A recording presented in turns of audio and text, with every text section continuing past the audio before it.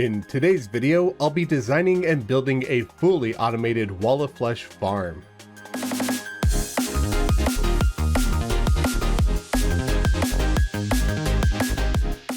Greetings friends, Khaios here. Today I was going to be making a video to show you all how to create an automated wall of flesh spawner that you could use to troll your friends with. And I will certainly still be doing that.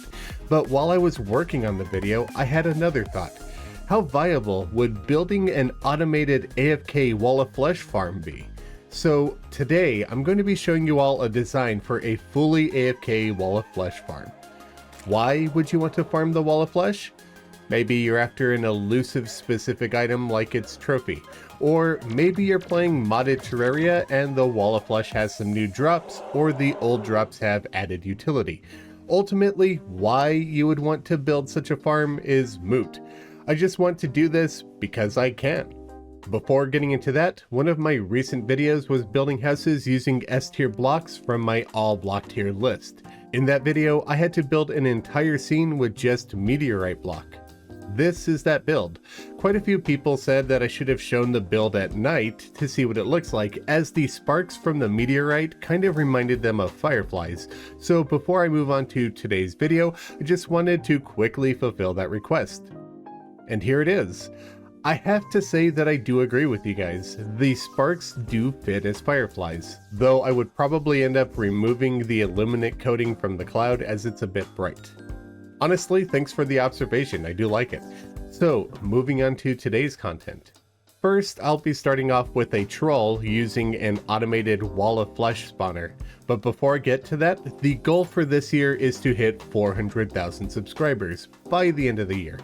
We just recently passed 350k, so I do think it's totally possible. If you are enjoying my videos and you feel like that I've earned it, please consider subscribing to the channel as well as leaving a like and a comment. Every engagement helps tell the algorithm overlord that you're enjoying the content and that you would like others to enjoy it as well. It is a great help.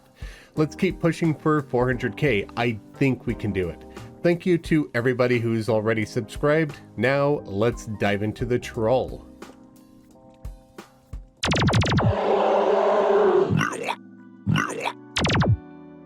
First things first, I really like having this background, but it's just too bright for a video. I don't mind it in my private playtime. In fact, it's one of my favorite backgrounds, but it just makes things a bit too hard to see in a video, so let's pick a darker one. Hey, this works. First try too. A commenter said the other day that they wished the world globes cycled backgrounds rather than choosing one at random, and I can't help but agree. Anyway, as you all know, when you throw the guide voodoo doll into lava while in the underworld, the guide is slain and the wall of flesh spawns. But did you know that you can also achieve the same effect by throwing the guide himself into that lava as well?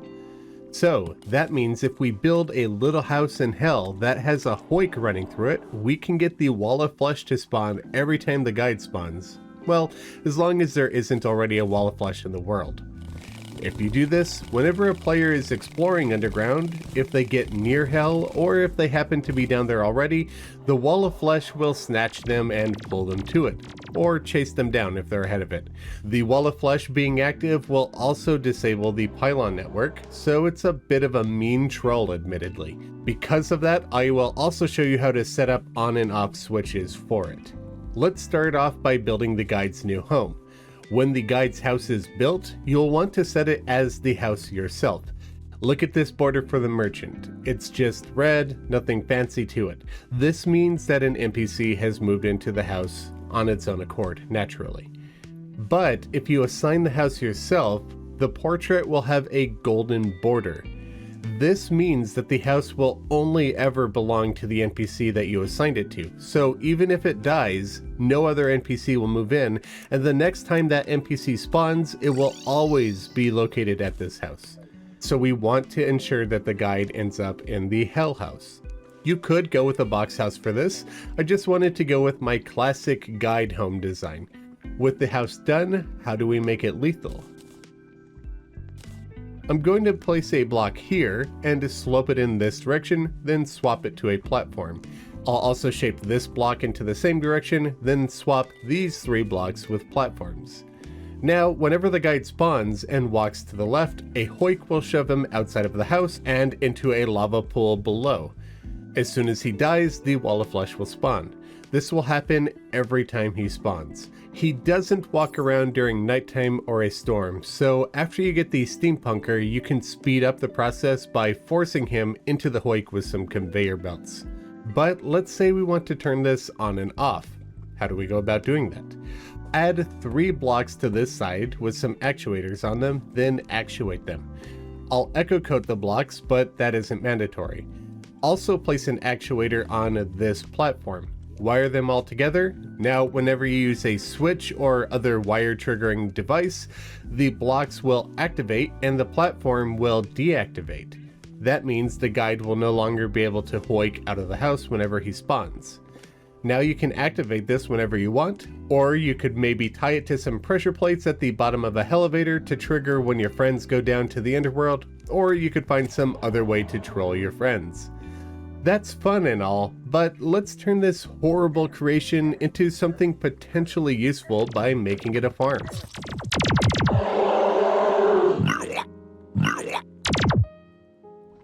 The first thing we need to do is get the wall of flesh's eyes and mouth closer together. It makes it much easier to kill the boss when they're in a smaller location, and it also means you can build a smaller farm. The boss's eyes and mouth adjust constantly to space themselves evenly between the top and bottom blocks of the area. Alternatively, if you create a small tunnel, they will cram together. I'll likely be building this farm for a modded playthrough in the future. When I do, I'll use sticky dirt bombs to help fill in this area and make the tunnel. I want it to be 14 blocks in height and 450 blocks in length. That should be slightly more than enough distance to defeat the wall of flesh every single time, even on master mode. With the tunnel formed, I need 2 rows of blocks running the length of the tunnel, one of them being 3 blocks above the bottom and the other being 3 blocks below the top. These 2 smaller tunnels will be what kills the wall of flesh. The larger center tunnel will be how we handle the loot. In order to kill the boss, we need some tombstones, a bunch of stone blocks, and a heavy workbench. Or, just have a journey mode character with all of the research options unlocked. We will need 450 boulder statues, and these beauties will carry us to victory. In master mode, the wall of flesh has 14,280 health. Boulders will do a lot less damage to monsters and NPCs than they do to players, and not every boulder will do max damage. The boulder statues also have a cooldown of a little over 15 seconds, so you have to wait that long before they can be used again. For those reasons, I am going with 450 statues. It should give us more boulders than we need, just in case the wall of flesh spawns while the boulders are on cooldown. So I will line these 2 smaller tunnels with boulder statues. Now, of course it would be far more efficient to use spiky ball traps, but you can't get them pre-golem anymore. I think geysers can even get the job done faster than boulders, even though they do less damage because they hit multiple times with 1 flame burst, and they have about a 3-second cooldown. But unfortunately, we can't craft them, and they're too hard to find in abundance, so not really viable for this farm. But if you're in journey mode, maybe you'll consider using that. It's extremely easy to find a lot of stone, however, so building a lot of boulder statues is pretty simple, so that's why I went with those. We just need to make sure that the boulders are rolling in the correct direction. If the farm is built to the left of the middle of the world, the wall of flesh will spawn on the left, moving right, and we'll want the boulders rolling to the left so they run into the wall of flesh. In this case, the farm will be slightly to the right of the world center, so the wall of flesh will be spawning on the right, and I'll want my boulders rolling right. When a boulder falls, it will roll either left or right depending on its x-axis position. So all I need to do is place a single statue and activate it. If it rolls in the correct direction, I'll leave it where it is and place all of the other ones right next to it. If it rolls the wrong way, I just need to move it 1 block to the left or the right, and then place the rest. With all of the boulder statues in place, let's talk about the guide's house.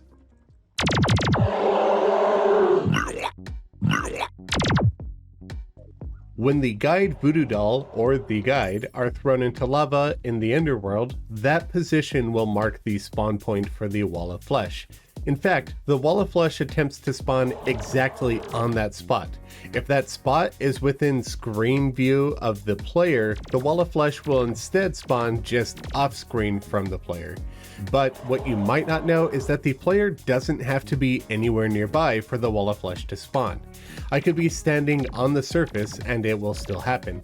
In that instance, the wall of flesh will spawn exactly at the point where the guide dies to lava. For this reason, I do not want the guide's house to be hanging around like it was in the troll example. Sure, it looked really good, but when the wall of flesh spawns out in the open like that, the eyes and mouth are spread apart. When it moves into a smaller tunnel, the eyes and mouth will compress towards the middle, but it is pretty slow, and it will mean you'll need a much longer tunnel, otherwise the wall of flesh will be able to get out without dying. It's best if we can get the wall of flesh to spawn at the entrance of the tunnel, because then the eyes and mouth will already be in position for the kill area immediately and no time will be wasted, thus allowing us to use a much smaller tunnel. In order to do this, I will be building a very unusual box house for the guide at the end of this area. The house is large enough to be a valid home, but these blocks will prevent him from spawning anywhere inside of it except for right here. Everything to the left has too little room for him to stand in. Now I will create another hoik, the same style that I used in the last example, by placing a block here, sloping it into this shape, and block swapping it into a platform. These two blocks will also be sloped to push the guide through this tiny narrow chamber. Eventually, this chamber will be filled with lava so that when the guide spawns and walks to the right, he will hoik straight into the lava chamber and die, spawning the wall of flesh exactly on that spot, as long as your player's not on screen. I don't want to place lava in there just yet because I want to finish building the farm entirely before spawning the boss, just in case the guide moves in. But as you can see, this house is valid, and there's only one spot within it that the guide can stand, which is right next to the hoik death trap. Next, I'm going to run some wire across all of the boulder statues and connect them to a half-second timer. This will ensure that the boulders are spawning as soon as the cooldowns have finished. If I want an on and off switch for this farm, I can add an actuator to this platform and actuate it, then connect it to a switch, being sure to use a different wire color than I used for the boulder statues. I'll connect the wire for these platforms to the switch, but I'll also connect the other wire for the half-second timer and the boulder traps to this switch. Now, whenever the switch is in this position, the farm is off. The guide will spawn and live in his house peacefully, but as soon as you flip the switch, the timer will activate, the boulders will roll, and the platforms will be able to push the guide into the lava, spawning the wall of flesh and thus starting the farm. But how do we plan on collecting the loot?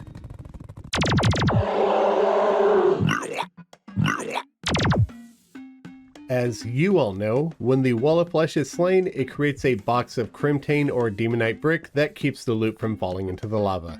You might be thinking that those boxes might make loot collection from this farm an issue, but you'd actually be wrong. We won't have to worry about these boxes at all. In fact, when the wall of flesh dies, it'll attempt to spawn the box, but if there are any blocks in the area, it won't generate any Creme or MydNyte in that location. The boulder statues already prevent the box from generating in the kill tunnels, so the only issue is this central tunnel. But that's a super simple fix, albeit a tedious task. Filling this entire area with blocks will ensure that the wall of flesh doesn't spawn any boxes to prevent loot from being collected. The mouth will always be in this large tunnel when it dies, so the loot will always drop in here. That means if we slope every single block in this tunnel into this shape, not only will the blocks prevent any boxes from forming, but they will also instantly hoik the wall of flesh loot and carry the loot rapidly to the left. Well, almost all of the loot. This works for the treasure bag, health potions, wall of flesh trophy, and even the goat skull, but the master mode relics are simply too big to hoik, so they will remain in there and eventually despawn. Personally, I don't see this as an issue because they don't have any inherent value, and if you really wanted to collect them, you just need to turn off the farm and run through the boulder tunnels after your farming session with a treasure magnet equipped, and you'll easily collect them all. Everything else of value will be caught in the hoik. Now, hammering all of these blocks is an incredibly tedious task. If you're a veteran of this channel, you'll know that I have no issues doing it. I've built hoiks that ran the length of the world for star farms. I've even built hoik elevators running from space to hell. Hammering is a task that I don't mind. But if you aren't a fan, there are mods that allow you to place pre-hammered blocks, and mods that make hammering specific shapes much easier. You could even hop into T-Edit to get this done very quickly. Or if you want to wait till after you have the steampunker to build this farm, you could fill the entire area in with actuated blocks and have a line of conveyor belts at the bottom to carry the loot for you. No matter how you do it, once these blocks are formed, it will carry all loot drops to the left. But the underworld isn't exactly the safest place to AFK. Imps and bone serpents can kill you even if you're behind blocks. While I can think of ways to make it safer, I have another idea in mind.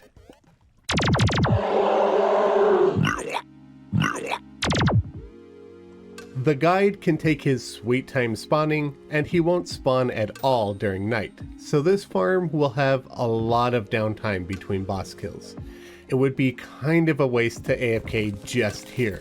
So instead of wasting that time away being AFK in a farm that's only generating loot occasionally, what if instead we ferried the loot up to another farm that you could be AFK in and be more productive at while you wait for the Wall of Flesh loot? It's entirely possible, and I will certainly be doing it in my next playthrough.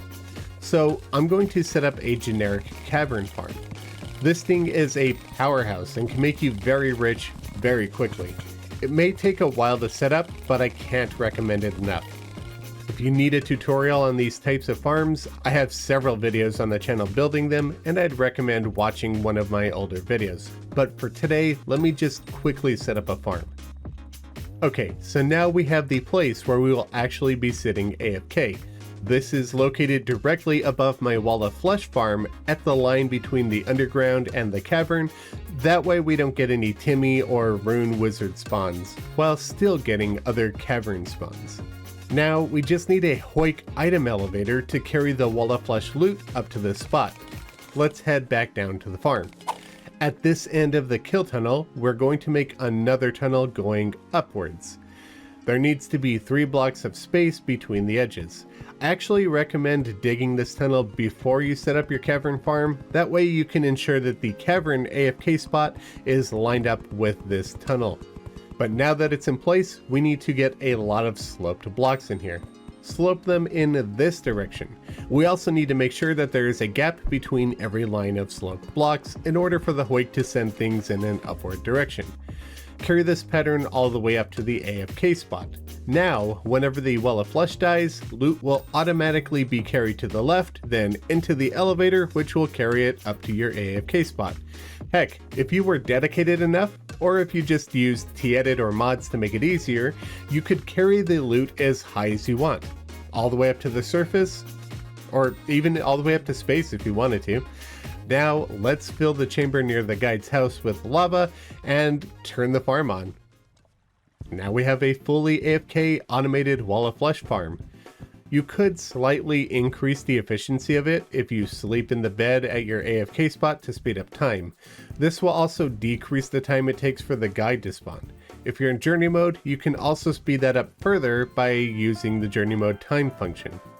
But here it is, the completed farm and a fun troll idea for you all. Leave a comment letting me know what you think of it. I'm not sure how useful it'll be for you all, but it was a lot of fun to design and build, and I'll be sure to use it in a future playthrough. Remember to subscribe and help the channel hit its next milestone of 400,000 subscribers. Thank you to everybody that does. And a huge thank you to my biggest supporter for the month. Sarcasm not intended. And be sure to check out my channel artist MythicalWater, linked in the description below. Thank you all very much for watching. Be back soon with a new video. Happy building.